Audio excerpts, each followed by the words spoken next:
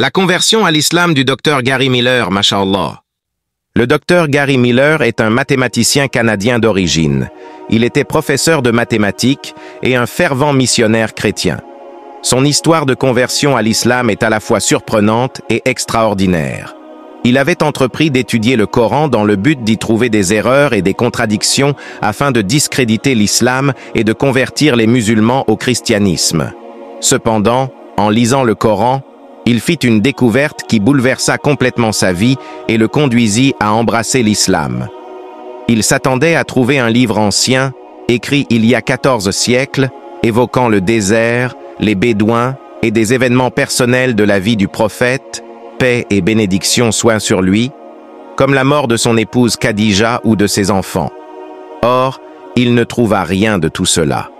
Ce savant fut étonné par ce qu'il découvrit dans le Coran et réalisa que ce livre contenait des informations uniques et incroyables. Il remarqua par exemple une sourate entière consacrée à Marie, mère de Jésus, paix soit sur lui accordant un honneur sans précédent dans les textes chrétiens. Il fut également surpris de ne trouver aucune sourate portant le nom d'Aïcha ou de Fatima, qu'Allah soit satisfait d'elle, et de constater que le nom de Jésus, paix soit sur lui, était mentionné 25 fois, tandis que celui de Mohammed, paix et bénédiction soient sur lui, ne l'était que 4 fois. Intrigué, il approfondit sa lecture du Coran et fut particulièrement marqué par le verset suivant. Ne méditent-ils donc pas sur le Coran? S'ils venaient d'un autre qu'Allah, ils y trouveraient certes beaucoup de contradictions. Coran 4, 82. Le docteur Miller souligne que ce verset reflète une méthode scientifique bien connue, celle de chercher des erreurs dans une théorie pour en vérifier la validité. Il trouve remarquable que le Coran invite les croyants et les non-croyants à le contester, tout en affirmant qu'ils n'y trouveront aucune contradiction. Il souligne qu'aucun auteur n'oserait écrire un livre et affirmer qu'il est exempt d'erreurs, mais que le Coran, au contraire, lance ce défi. Un autre verset qui a profondément impressionné le docteur Miller est le suivant. Les mécréants n'ont-ils pas vu que les cieux et la terre étaient soudés en un seul magma, puis nous les avons disjoints, et de l'eau, nous avons tiré toutes choses vivantes? Ne croiront-ils donc pas? Coran 21-30.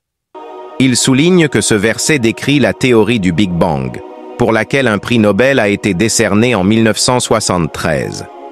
Il met également en évidence le rôle de l'eau comme source de vie, une découverte scientifique récente qui était déjà mentionnée dans le Coran il y a 14 siècles. Comment un homme illettré, ayant vécu il y a 14 siècles, peut connaître tout cela si ce n'est qu'une révélation qui lui a été révélée?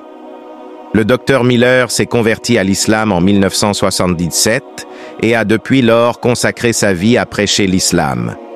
Il a organisé de nombreux débats avec des théologiens chrétiens et a converti de nombreuses personnes à l'islam. Il a écrit plusieurs ouvrages sur le Coran et l'islam, dont Le Coran, un livre extraordinaire, et les différences entre le Coran et la Bible, etc.